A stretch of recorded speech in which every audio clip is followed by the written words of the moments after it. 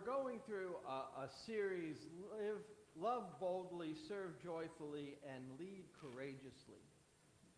This has actually just been voted on last year by the bishops of the United Methodist Church to be the vision of the United Methodist Church, of what it looks like when disciples of Jesus Christ who call themselves United Methodists live out the mission of making disciples for the transformation of the world.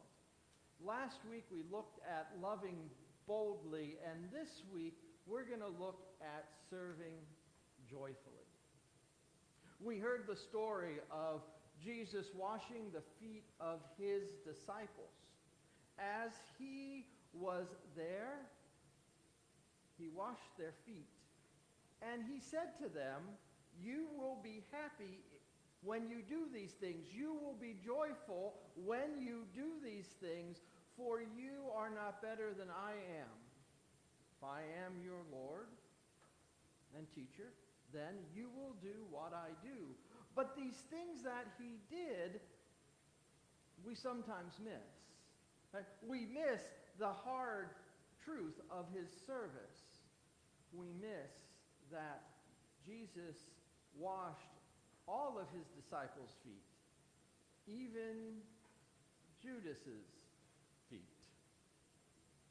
He showed that the service comes not just from serving those who you care and love about, but truly come from so many others that we may find. We also find this service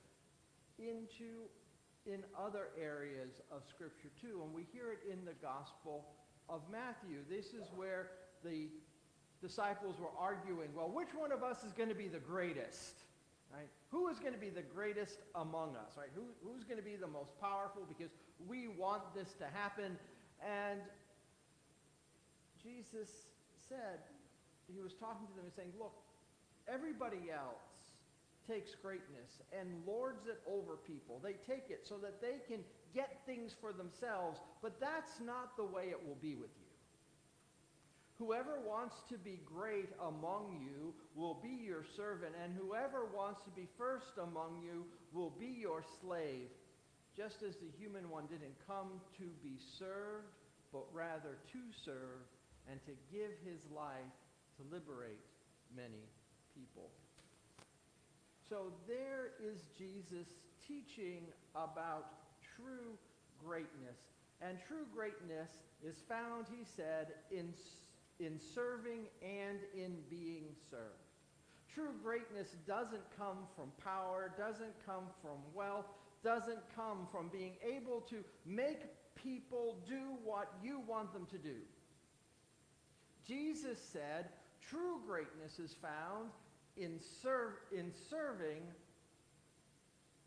that should be rather than being served. No. Sorry. Or not being served. I read "and," I'm like, that's not right. Have you ever made mistakes before? Unfortunately, these show up so everyone can hear. If you wrote down "and," that's not true. It is in serving, not being served. I don't know why spell check didn't catch that. It's a 3-letter word. Wrong one. Right? It's in serving, not being served.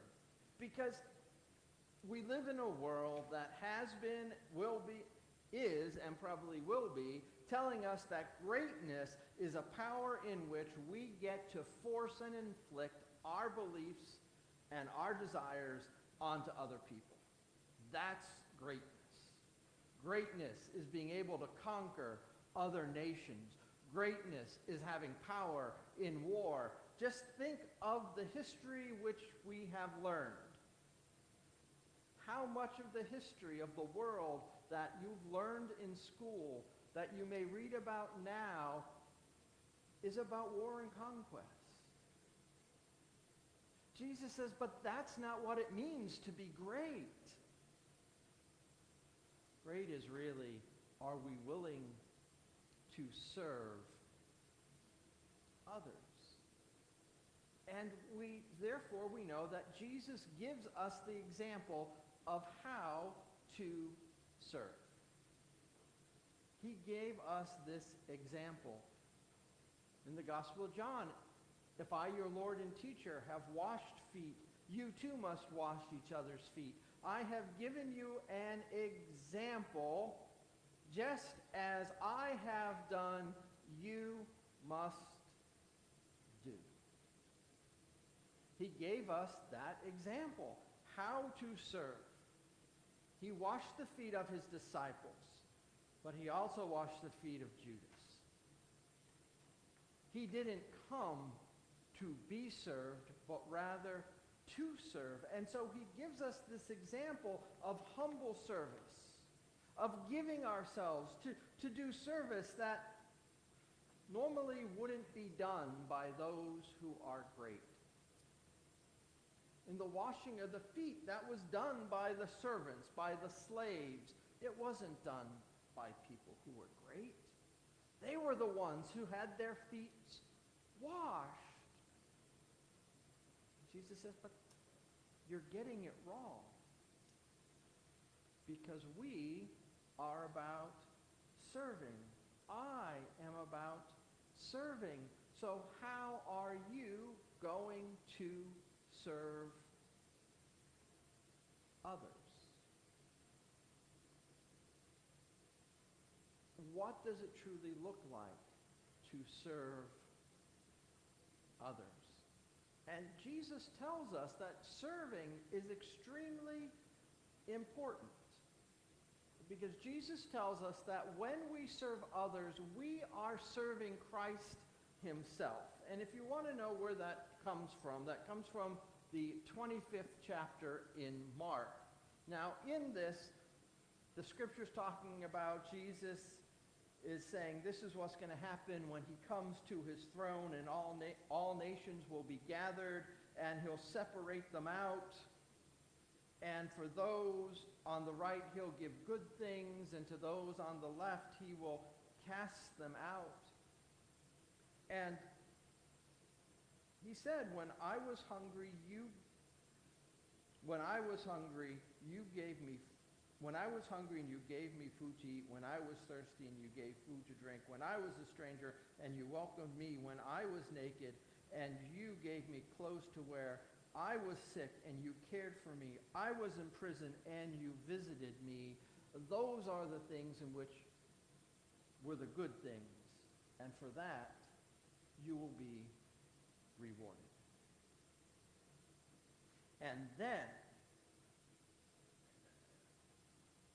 the king replied, I assure you, when you have done it to one of the least of my brothers and sisters of mine, you have done it for me.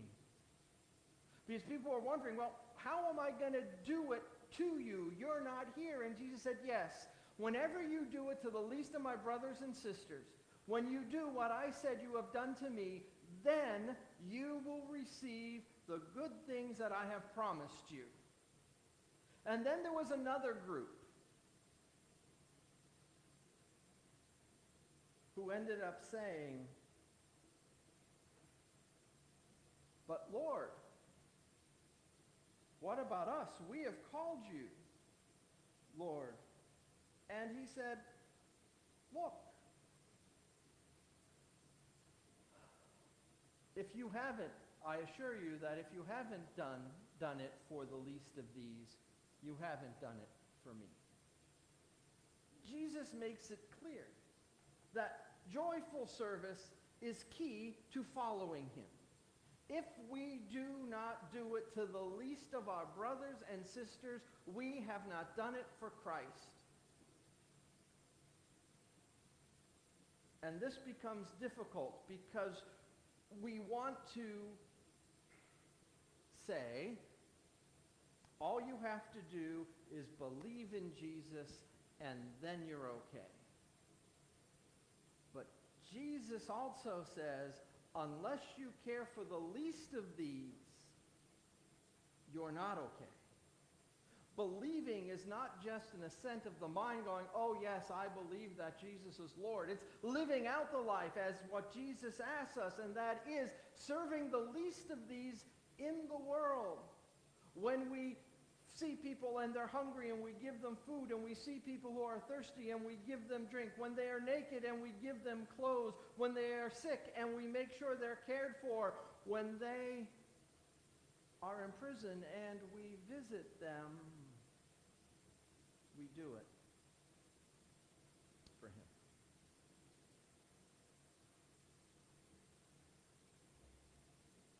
This is hard. Because if you're like me, and I hate to admit this, there are certain groups that I would like to exclude from those who I want to serve. There may be good reasons why I would not want to serve certain people.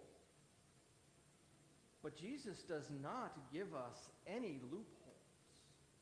I really like loopholes, don't you?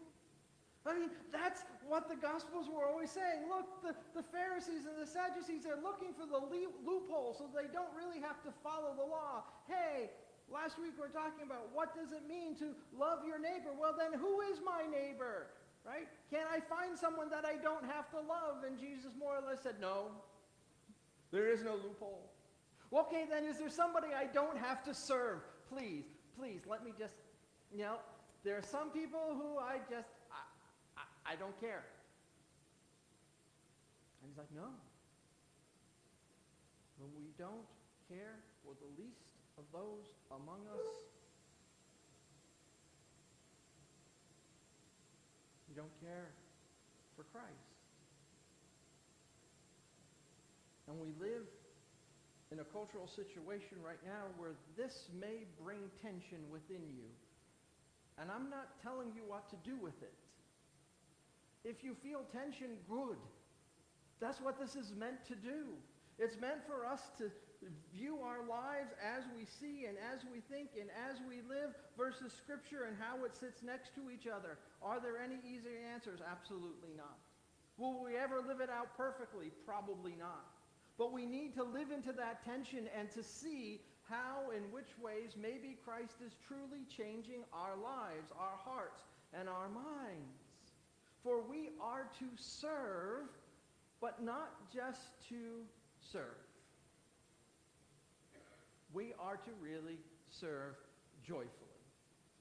In the first letter of Peter, it says, open your homes to each other without complaining, and serve each other according to the gift each person has received as good managers of God's diverse gifts. In other words, serve each other joyfully and without complaining. Right? This isn't about an obligation. How many of you ever done something out of an obligation only? Anyone? How did it feel? Were you great about doing it? Or are you just sort of like, all right, fine, I'll just get it. Here. It's very easy to serve out of obligation. At one time, I was a server, believe it or not, at a restaurant. I worked Denny's at the night shift. So you can imagine Friday night and Saturday night, after 2 o'clock in the morning when the bars close, it got a little busy. And so we would have sections, and usually it'd be okay unless you had the section with the counter. Because then you'd have the counter, and then you'd have tables over here, and you have people running and screaming and going. And there were times when someone would be at the counter, and I literally would walk by and just about shove the plate of food down the counter at them. Here you go, as I'm going down the next way. Why? Because I was obligated to give them their food. I didn't have time to serve them. I didn't want to serve them. I had too many other things. Just, here's your food, here's your drink, thank you very much, leave your tip, check out, and please pay your bill. That's all I cared about. But when times got slow, and you could actually talk with the people, meet with the people, serve them, it was a completely different way. It was then that you see that the joy of it came out, and we find that joy comes when we use the gifts God has given us to serve others. Because that's what we're supposed to do. We are supposed to joyfully give, not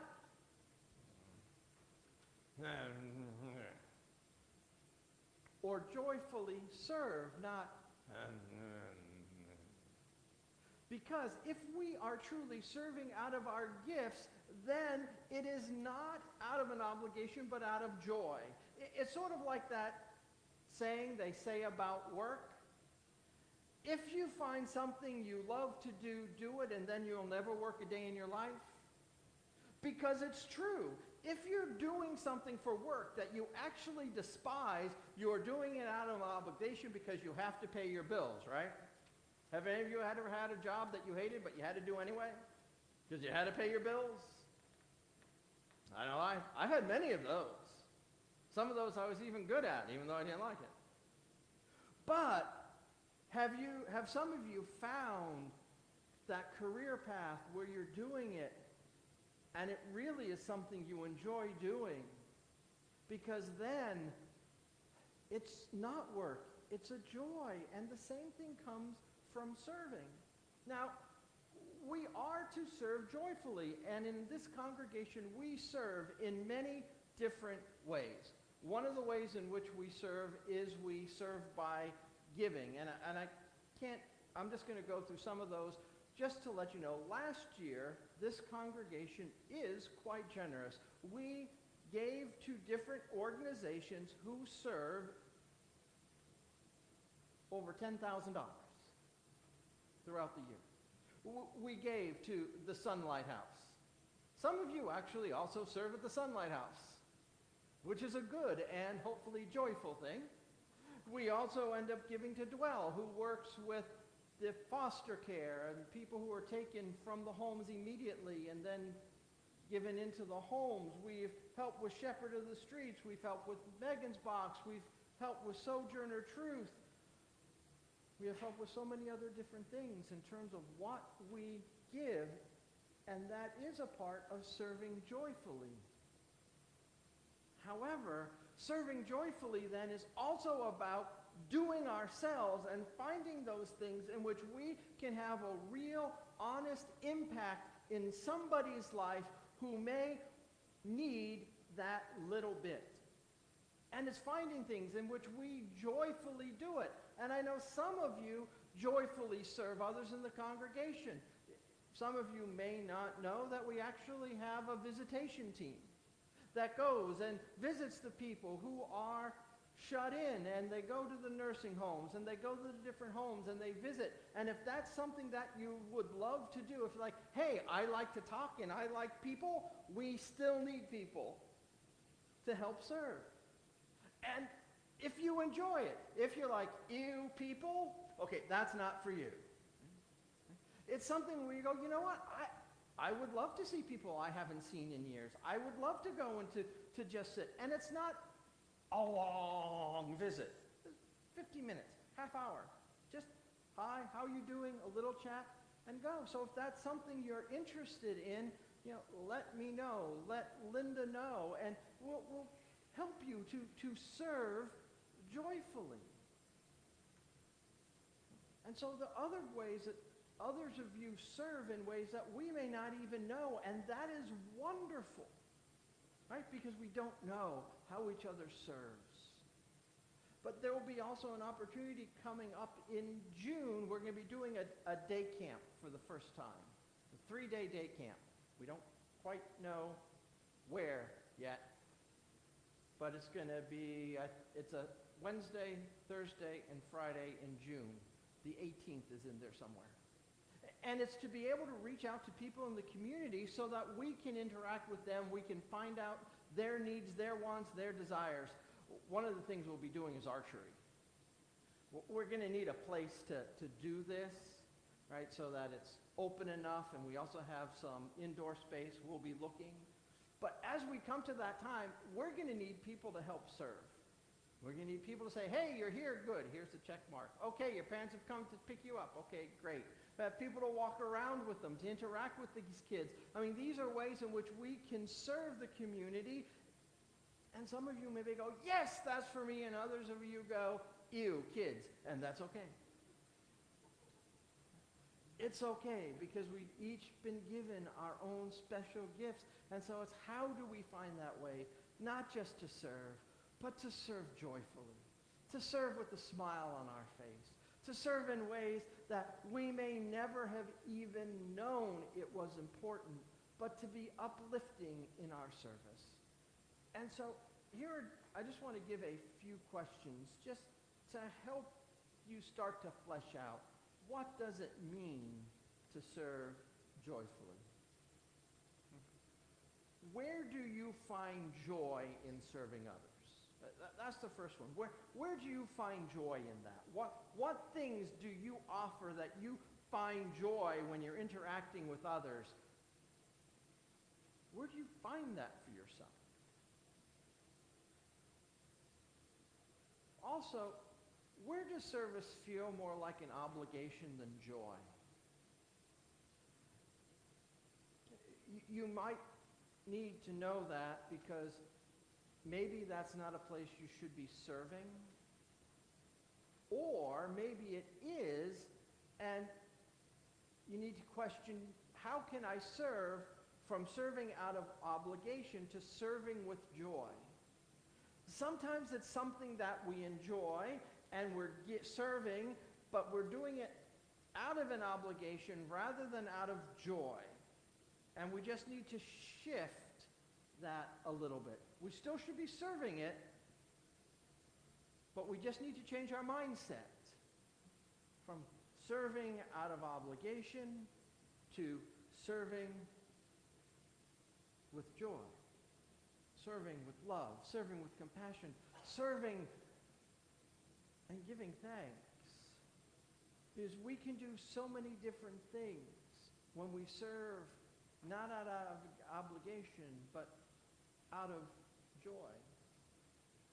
There's an old Christian classic titled The Presence of God by Brother Lawrence, and in it, summarizing, he says, whatever you do, do to the Lord. If you dig a ditch, do it to the Lord. If you paint a wall, do it to the Lord. Whatever you do, do it to the Lord, and when you do, you will find joy. Because now it's not out of obligation. We're actually doing what Matthew 25 talked about. When you do it to the least of these, you do it to me. We are serving the Lord. So whatever we do, let us serve as if we are serving the Lord. And who might God be inviting you to serve with greater intention? Who is God inviting you to serve that you might be ignoring, or that you are, but you're bypassing, but rather it needs to be with a little more intention in your service,